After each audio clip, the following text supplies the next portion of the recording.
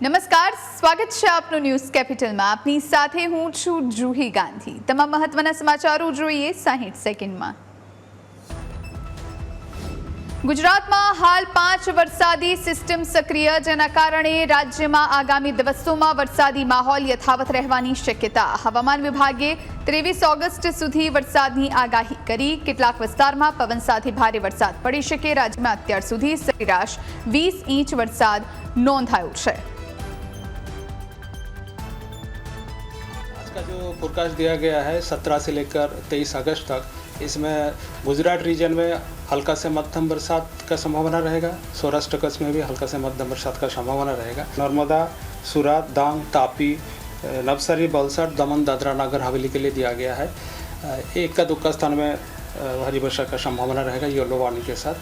गुजरात राज्य में अभी जो बारिश का स्थिति है 508.9 mm बारिश रिसीव हुआ है पूरा राज्यों में, और सामान्य बरसात जो होना चाहिए था 512.7 mm, जो -1% डिपर्चर, नेगेटिव डिपर्चर है.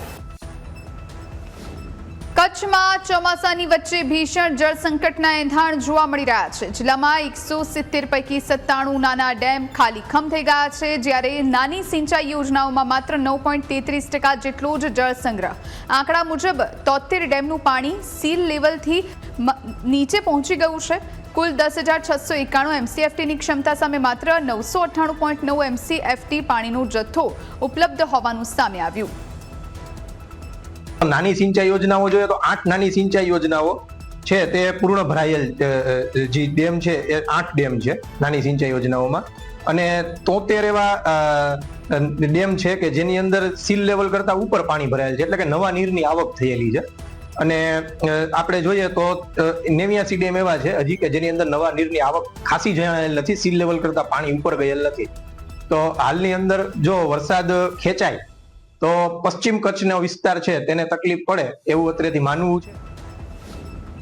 ભાજપે નવી રાષ્ટ્રીય ટીમની જાહેરાત કરી છે. નવી ટીમમાં 13 રાષ્ટ્રીય ઉપાધ્યક્ષ, 7 રાષ્ટ્રીય મહામંત્રી અને 16 રાષ્ટ્રીય મંત્રીનો સમાવેશ કરવામાં આવ્યો છે.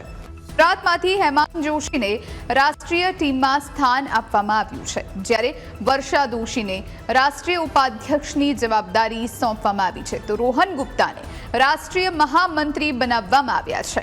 આ ઉપરાંત સ્મૃતિ ઈરાનીને રાષ્ટ્રીય મહાસચિવ અને વસુંધરા રાજેને રાષ્ટ્રીય ઉપાધ્યક્ષ બનાવવામાં આવ્યા છે. ભાજપની નવી ટીમમાં વિવિધ રાજ્યોના નેતાઓને મહત્વની જવાબદારીઓ સોંપવામાં આવી છે. 13 રાષ્ટ્રીય ઉપાધ્યક્ષો અને 7 મહામંત્રી સાથે ભાજપની નવી ટીમ હવે તૈયાર છે. રોહન ગુપ્તા રાષ્ટ્રીય મહામંત્રી બન્યા. ભાજપની નવી ટીમની આજે બપોરે જાહેરાત કરવામાં આવી છે, જેમાં વસુંધરા રાજે, સ્મૃતિ ઈરાની, રોહન ગુપ્તા, હેમાંગ જોશીને સ્થાન મળ્યું. ગુજરાતમાં SIRની કામગીરી સાથે જોડાયેલા BLO અને BLO સુપરવાઇઝર્સ માટે વિશેષ ભથ્થાની જાહેરાત કરવામાં આવી છે. મુખ્ય ચૂંટણી અધિકારી દ્વારા આ અંગે લેખિત ઠરાવ જાહેર કરવામાં આવ્યો છે. ઠરાવ મુજબ વાર્ષિક માનદ વેતન ઉપરાંત વન ટાઈમ વિશેષ ભથ્થું ચૂકવવામાં આવશે, જેમાં BLOને ₹4,000 અને BLO સુપરવાઇઝર્સને ₹6,000નું ભથ્થું આપવામાં આવશે. મદદનીશ મતદાર નોંધણી અધિકારી દ્વારા કામગીરીની સમીક્ષા કરવામાં આવશે અને સમીક્ષા બાદ ફરજ બજાવેલા દિવસોના આધારે ચૂકવણી કરવામાં આવશે. સાથે જ વાર્ષિક માનદ વેતનની રકમ પણ એક સાથે ચૂકવવાની જોગવાઈ કરવામાં આવી છે. નાણાં વિભાગની મંજૂરી બાદ સામાન્ય વહીવટ વિભાગ એટલે કે GAD દ્વારા આ અંગેનો ઠરાવ જાહેર કરવામાં આવ્યો છે. BLO અને BLO સુપરવાઇઝર્સ માટે ખાસ જે ભથ્થું છે એ જાહેર કરવામાં આવ્યું છે. ઓનલાઈન ગેમિંગ પ્લેટફોર્મ મારફતે મિત્રતા કેળવી 2 સગીરાઓને અપહરણ કરી બેંગલુરુ લઈ જવાના વિશેષ કથિત પ્રયાસનો પર્દાફાશ. જોધપુરથી 2 સગીરાઓ ગુમ થયાની માહિતી મળતા ઓપરેશન રેલ પ્રહરી દ્વારા કાર્યવાહી હાથ ધરવામાં આવી છે. અમદાવાદ રેલવે સ્ટેશન પરથી બંને સગીરાઓને સુરક્ષિત રીતે મુક્ત કરાવવામાં આવી. આ મામલે બેંગલુરુના આકિબ અંસારી અને સૈયદ ઇબ્રાહીમની ધરપકડ કરવામાં આવી. પોલીસને જોઈ આરોપીઓએ ભાગવાનો પ્રયત્ન કર્યો હતો. આ દરમિયાન ટ્રેનમાંથી ફેંકવામાં આવેલો એક આરોપીનો મોબાઈલ ફોન આણંદ પાસેથી રિકવર કરવામાં આવ્યો હતો. મોબાઈલમાંથી મળેલા કોલ અને ડેટાના આધારે પોલીસે અન્ય આરોપીની પણ ધરપકડ કરી હતી. પ્રાથમિક તપાસમાં લગ્નના ઈરાદે સગરાઓને બેંગલુરુ લઈ જવાનું કાવતરું ઘડાયું હોવાનો ખુલાસો થયો છે. સગરાઓની ઓળખ છુપાવવા નકલી ઓળખપત્રો પણ બનાવવામાં આવ્યા હોવાની માહિતી. ચોટીલામાં ગેરકાયદે ફટાકડાના સંગ્રહ સામે તંત્ર દ્વારા મોટી કાર્યવાહી કરવામાં આવી છે. નાયબ કલેક્ટર H.T. મકવાણા અને મામલતદારની ટીમે શાસ્ત્રીનગર વિસ્તારમાં આકસ્મિક તપાસ હાથ ધરતા સમગ્ર મામલો પ્રકાશમાં આવ્યો. તપાસ દરમિયાન ગોડાઉન સંચાલક દેવાંગ નવીનચંદ્ર શાહ પાસે ફટાકડાના સંગ્રહ અને વેચાણ માટેનું માન્ય લાયસન્સ ન હોવાનું સામે આવ્યું. રહેણાંક વિસ્તારમાં ગેરકાયદેસર રીતે ફટાકડાનો સંગ્રહ અને વેચાણ થતું હોવાનું જણાતા તંત્રએ કાર્યવાહી કરી. ₹10.6 લાખનો ફટાકડાનો મુદ્દામાલ સીઝ કર્યો, જેમાં જોઈન્ટ સિરીઝ સહિતના વિવિધ પ્રકારના ફટાકડા મળી આવ્યા. સલામતીના નિયમો ને લઈ અને જોગવાઈઓના ભંગના આક્ષેપસર ગોડાઉન સંચાલક સામે કાયદેસરની કાર્યવાહી હાથ ધરવામાં આવી. નાગરિકોની સલામતીને ધ્યાનમાં રાખીને તંત્રની આ કડક કાર્યવાહીથી ગેરકાયદે ફટાકડાના સંગ્રહ અને વેચાણ કરતા લોકોમાં અત્યારે ફફડાટ ફેલાયો છે. મહેસાણાના ખેરાલુ તાલુકાના ડાબોલ ગામે બાળકોના સ્વાસ્થ્ય માટે અનોખો નિર્ણય કરાયો. ગામમાં ₹5 અને ₹10ના ચિપ્સ, કુરકુરે અને નમકીન જેવા જંક ફૂડના નાના પડીકાના વેચાણ પર પ્રતિબંધ મુકાયો છે.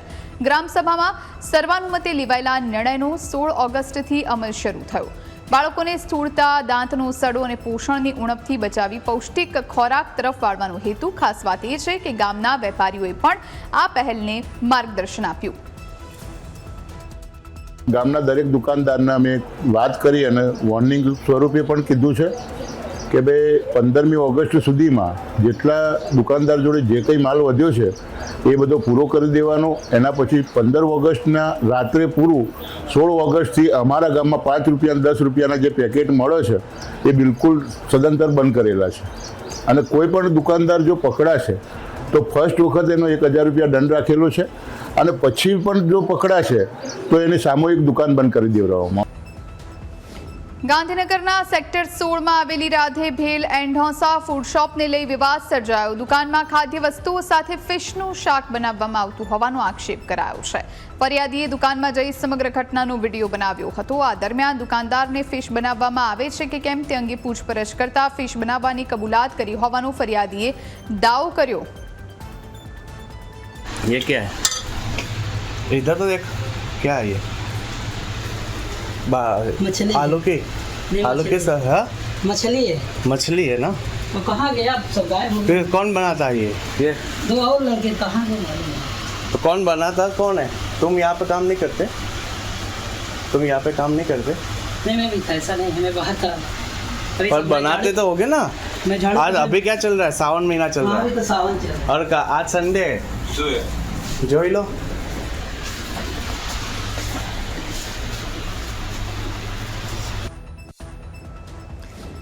ગુજરાતમાં ઓબીસી જાતિઓનો રાજ્યવ્યાપી સર્વે કરવાની માંગ ઉઠી. લુણાવાડાના કોંગ્રેસના ધારાસભ્ય ગુલાબસિંહ ચૌહાણે મુખ્યમંત્રી ભૂપેન્દ્ર પટેલને પત્ર લખી ઓબીસી અનામતનો લાભ કોને મળ્યો અને કયા સમુદાયો હજુ વંચિત છે તે જાણવા સર્વે કરવાની માંગ કરી. ગુલાબસિંહ ચૌહાણે રાજસ્થાનની જેમ ગુજરાતમાં પણ ઓબીસી પંચ દ્વારા રાજ્યવ્યાપી સર્વે કરવાની માંગ કરી. તેમણે જાતિ પ્રમાણે શિક્ષણ, સરકારી નોકરી અને અનામતના લાભ અંગેના આંકડા એકત્ર કરવાની સાથે સર્વેના ચકાસાયેલા પરિણામો જાહેર કરવાની માંગ કરી. કેટલીક જાગૃત જે જાતિઓ છે એ જ આ અનામતનો લાભ લે છે, બાકીની પ્રજાને આનો લાભ મળતો નથી. એટલે મેં તો પહેલો વસ્તીવાર ઓબીસીમાં સમાવિષ્ટ જ્ઞાતિઓમાં જે આવે છે એનું જ્ઞાતિવાર સર્વે કરવામાં આવે અને આ તમામને અનામતનો જે લાભ આપવામાં આવે છે એનું વસ્તીના ધોરણે આ લાભ આપવામાં આવે તો ખરેખર દરેક જ્ઞાતિઓને પણ આનો લાભ મળી રહે. એના માટે મેં મુખ્યમંત્રીશ્રીને કાગળ લખ્યો છે. સાગબારાના દેવમોગરા મંદિરનો એક વિવાદિત વિડીયો સામે આવતા આદિવાસી સમાજમાં રોષ જોવા મળ્યો છે. ડિમ્પલ વસાવા નામની કિન્નર દ્વારા માતાજીની મૂર્તિ પર પૈસા ઉડાવવામાં આવ્યા હોવાનો આક્ષેપ કરાયો.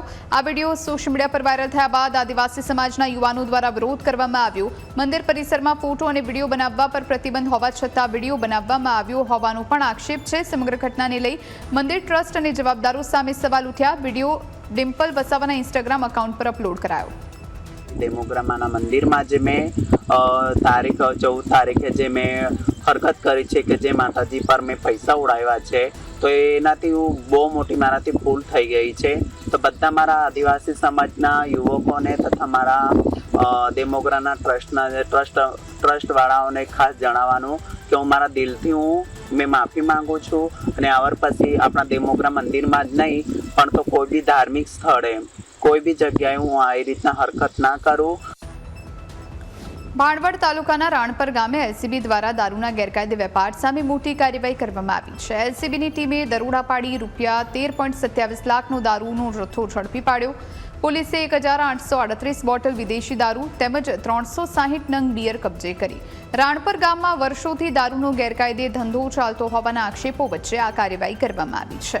ઉલ્લેખનીય છે કે અગાઉ પણ એલસીબી દ્વારા રાણપર ગામમાં દેશી દારૂની ભઠ્ઠીઓ પર રેડ કરવામાં આવી હતી. અનેક બુટલેગરો પાસા હેઠળ સજા પણ ભોગવી ચૂક્યા હોવા છતાં દારૂનો ધંધો અટકતો ન હોવાના આક્ષેપ થઈ રહ્યા છે. રાણપર ગામમાં એલસીબી દ્વારા અવારનવાર દરોડા પાડવામાં આવવા છતાં ગેરકાયદે દારૂના વેપાર સામે અનેક સવાલો ઊભા થયા છે. ભાણવડ તાલુકાના રાણપર ગામે આ મોટી કાર્યવાહી એલસીબીએ કરી છે. દારૂનો મસ્ત મોટો જથ્થો ઝડપી પાડ્યો છે. લાખોની કિંમતનો દારૂ અહીં જપ્ત કરવામાં આવ્યો છે. સુરતના ચોક બજાર વિસ્તારમાં કલ્પેશ પારઘી નામના યુવકની હત્યાની ઘટના સામે આવી. તીક્ષ્ણ હથિયાર વડે યુવક પર હુમલો કરી તેની હત્યા કરવામાં આવી હોવાની પ્રાથમિક માહિતી છે. હત્યા બાદ આરોપીઓ ફરાર થઈ ગયા હતા. ઘટનાની જાણ થતાં ચોક બજાર પોલીસ તાત્કાલિક ઘટના સ્થળ પર પહોંચી અને મૃતદેહને પોસ્ટમોર્ટમ માટે ખસેડી હત્યાનો ગુનો નોંધી વધુ તપાસ હાથ ધરી. પોલીસ તપાસમાં મૃત કલ્પેશ પારઘીનો પણ ગુનાહિત ઇતિહાસ હોવાનું સામે આવ્યું. હત્યા પાછળનું ચોક્કસ કારણ જાણવા પોલીસે તપાસ હાથ ધરી છે. તેમજ ફરાર આરોપીઓને ઝડપી પાડવા માટે પોલીસની અલગ અલગ ટીમો દ્વારા શોધખોળ હાથ ધરવામાં આવી છે. ચોક બજાર વિસ્તારમાં હત્યાનો આ બનાવ બન્યો, જેના કારણે આસપાસના સ્થાનિકોમાં પણ અરેરાટી વ્યાપી છે. કલ્પેશ પારઘી નામના આ યુવકની હત્યા કરવામાં આવી. જોકે આ હત્યા કયા કારણોસર થઈ, કોણે આ હત્યા કરી છે તેને લઈ અને તપાસનો ધમધમાટ શરૂ કરવામાં આવ્યો છે. ચોક બજાર વિસ્તારમાં હત્યાનો બનાવ બન્યો. કલ્પેશ પારઘી નામના યુવકની હત્યા કરાઈ. વાવ થરાદ પંથકના લાખણીના કુવાણા ગામ પાસે તંત્રની ઘોર બેદરકારી સામે આવી છે. જેતડા કુવાણા હાઈવે પર રોડની કામગીરી દરમિયાન 3 વીજ પોલ ધરાશયી થયા. ગઈકાલથી આ પોલ અને વાયરો રસ્તા પર પડ્યા હોવા છતાં વીજ કંપની આરએનબી કે રોડ કોન્ટ્રાક્ટરે તેને હટાવવાની તસદી પણ નથી લીધી. દિયોદર જેતડા હાઈવે પરથી પસાર થતા વાહન ચાલકો અને શાળાએ જતા બાળકો અત્યારે જીવના જોખમે મુસાફરી કરવા મજબૂર બન્યા. કલાકો વીતવા છતાં તંત્ર દ્વારા કોઈ કામગીરી નથી કરાઈ. ત્યારે પ્રશ્ન એ થાય છે કે જો કોઈ મોટી દુર્ઘટના સર્જાય તો પછી આ દુર્ઘટનાનું જવાબદાર કોણ રહેશે? કાયદેસર હેલ્પરોને જાણ કરીને આપવું પડે. આ કોન્ટ્રાક્ટરે અહીંયા નહીં કરવું પડે, આ રોડવાળાને નથી ને તારા શાળા વહેલી છે, છોકરું તૂટી જાય, હાથમાં પકડી લે, શાળા નિશાળે લાઇટ ચાલુ હોય તો છોકરું ખોટી ના થાય. એટલે સાહેબ આના માટે આની વહેલું કામ કરવું પડે. આ લાઈન તૂટી ગઈ, મેથી પડી ગઈ. ખંભાતના વત્રા વટાદરા સીમ વિસ્તારમાં ઝેરી ગેસની અસરથી ખેડૂતો અને ગ્રામજનોમાં ચિંતાનો માહોલ છે. ગ્રામજનોના દાવા અનુસાર ઝેરી ગેસના કારણે 500 વીઘાથી વધુ ડાંગરના પાકને નુકસાન થયું છે. સાથે જ હજારો પક્ષીઓના મોત થયાનો પણ આક્ષેપ કરવામાં આવ્યો છે. ગ્રામજનોના જણાવ્યા અનુસાર આકાશમાંથી પક્ષીઓ ટપોટપ નીચે પડ્યા હતા.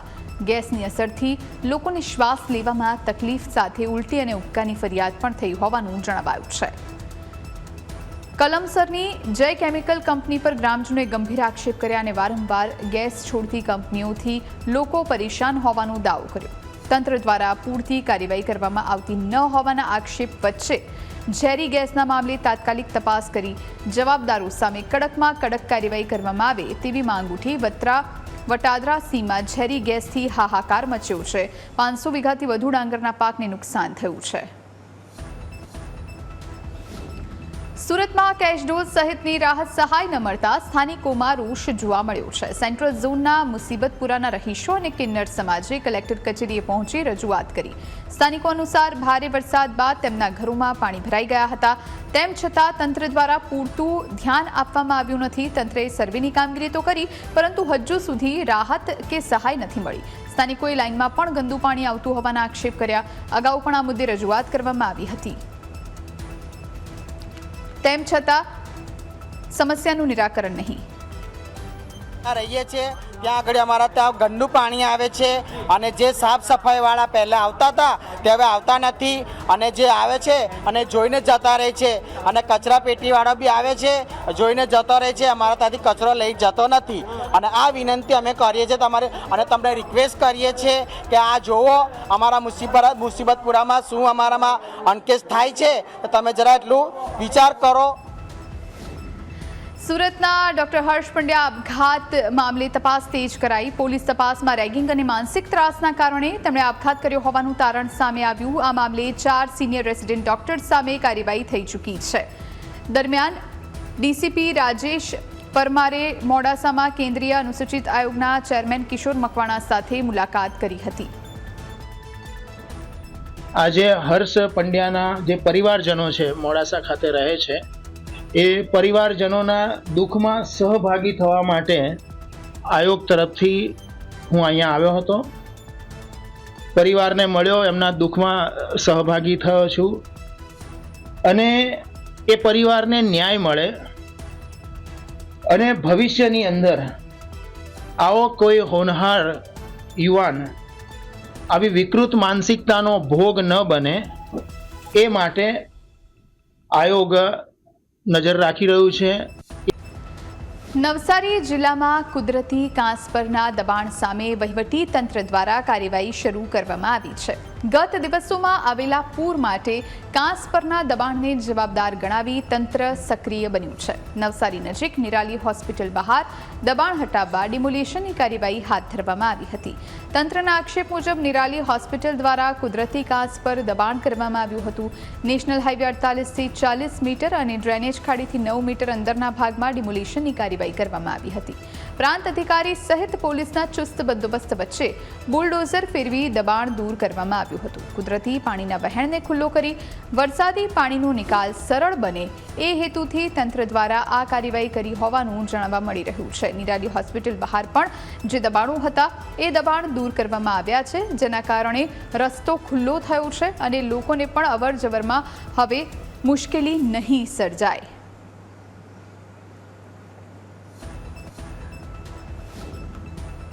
સુરતમાં થયેલા અંદાજે 1.5 કરોડ રૂપિયાના સાયબર ફ્રોડ કેસમાં મોટો પર્દાફાશ. બાતમીના આધારે પોલીસે ખંભાળિયાથી રિયાઝ નામના આરોપીની ધરપકડ કરી. તપાસમાં રિયાઝ સાયબર ફ્રોડની રકમ USDTમાં કન્વર્ટ કરી કંબોડિયા મોકલતો હોવાની માહિતી સામે આવી. આ કેસમાં અગાઉ મિનેશ, અનિલ અને વિકાસ નામના આરોપીઓની ધરપકડ થઈ ચૂકી છે. ઓપરેશન મ્યુઝન 2.0 દરમિયાન એક ઇન્વેસ્ટમેન્ટ ફ્રોડનો ગુનો સાયબર સેલમાં દાખલ કરવામાં આવ્યો હતો અને જેમાં 3 અકાઉન્ટ હોલ્ડરની ધરપકડ પણ કરવામાં આવી હતી. જે મેઇન આરોપી છે એમનું નામ છે રિયાઝ મિર્ઝા અને રિયાઝ મિર્ઝા સાથે 2 અન્ય નાસ્તા પડતા આરોપીઓ પણ છે અને લોકો 3 આખા ઇન્ડિયાથી એવી રીતે મ્યુલ અકાઉન્ટ્સ ઇન્વેસ્ટમેન્ટ ફ્રોડ માટે એ લોકો લે છે અને પછી લઈને એમાં ટ્રાન્ઝેક્શન કરાવે છે અને ટ્રાન્ઝેક્શન કરાવીને પછી ક્રિપ્ટો વોલેટમાં ટ્રાન્સફર કરીને જે કેમ્બોડિયાથી મુખ્ય રીતે આ ઇન્વેસ્ટમેન્ટ ફ્રોડ ઇન્ડિયામાં ચાલુ છે તો એ લોકો ક્રિપ્ટો USDTમાં પૈસો ઇન્ડિયાથી બહાર મોકલે. જૂનાગઢ મનપાની સાધારણ સભામાં વિડીયો શૂટિંગને લઈને ભારે હોબાળો થયો હતો. મેયર ધર્મેશ પોશિયાની સૂચનાથી વિડીયો શૂટિંગ પર રોક લગાવવામાં આવી હોવાના આક્ષેપ કરાયા. મનપાના સેક્રેટરી કલ્પેશ ટોલિયાએ પત્રકારોને સાધારણ સભાની કાર્યવાહીનું વિડીયો શૂટિંગ ન કરવાની સૂચના આપી. વિપક્ષના સવાલોનું પણ વિડીયો શૂટિંગ નહીં કરવા દેવામાં આવ્યું હોવાના આક્ષેપ બાદ પત્રકારોમાં રોષ જોવા મળ્યો હતો. પત્રકારોને વિડીયો શૂટિંગની મનાઈ કરાતા હોબાળો થતા તેમણે સાધારણ સભાનો બહિષ્કાર કર્યો હતો. પત્રકારોના સમર્થનમાં વિપક્ષ પણ મેદાનમાં આવ્યું અને સાધારણ સભાનો બહિષ્કાર કરી વોકઆઉટ કર્યું હતું. સમગ્ર મામલો થાળી પાડવા ડેપ્યુટી મેયર અને શાસક પક્ષના નેતા વિપક્ષની ચેમ્બરમાં પહોંચ્યા હતા અને આ સમગ્ર મામલો થાળી પાડવાની કોશિશ કરી હતી. પત્રકારોએ સાધારણ સભાનો બહિષ્કાર કર્યો. મનપાની સાધારણ સભામાં આજે હોબાળો થયો હતો. મેયરની સૂચનાથી વિડીયો શૂટ પર રોક લગાવવામાં આવી હતી. વાવ-થરાદમાં ખેડૂતોની વીજ સમસ્યાને લઈને કલેક્ટરને આવેદનપત્ર આપવામાં આવ્યું. રામપુરા સબસ્ટેશનના આજાવાડા ફીડરમાં છેલ્લા 3 દિવસથી અનિયમિત વીજ પુરવઠો મળતો હોવાનો ખેડૂતોનો આક્ષેપ છે. સિંચાઈ માટે પૂરતી વીજળી ન મળતા ઊભા પાકને નુકસાન થવાની ભીતિ ખેડૂતોમાં ફેલાઈ. આજાબાડા અને કાસવી ફીડરમાં અપૂરતો સ્ટાફ હોવાનો પણ ખેડૂતો દ્વારા આક્ષેપ કરાયો. ખેડૂતોએ સિંચાઈ માટે તાત્કાલિક નવું ફીડર કાર્યરત કરવાની માંગ કરી. આંતરોલ અને રડકાના ખેડૂતોએ ભાજપના રડકા તાલુકા પંચાયત સદસ્ય મસરા ચૌધરી સહિત કલેક્ટરને પણ રજૂઆત કરી. ઉર્જા મંત્રી અને મુખ્યમંત્રીને સંબોધીને કલેક્ટરને આવેદનપત્ર અપાયું. અમારી માંગ એક જ હતી, વિદ્યુત બોર્ડને લઈને રામપુરા એસએસમાંથી આજાવાડા ફીડરમાં પાવર અમને પૂરતો મળતો નથી. છેલ્લા 1 મહિનાથી આ પાવર અધૂરો મળવાના કારણે ખેડૂતોનો પાક બળી રહ્યા અને ખેડૂતો આ પાક બળે એના કારણે ચિંતિત થઈ અને કલેક્ટર કચેરીએ એક આવેદનપત્ર દેવા માટે અમે અહીંયા બધા ખેડૂતો ભેગા થઈને આવ્યા છીએ. આ સાથે આ બુલેટિનમાં અત્યારે બસ આટલું જ. રજા આપશો. નમસ્કાર.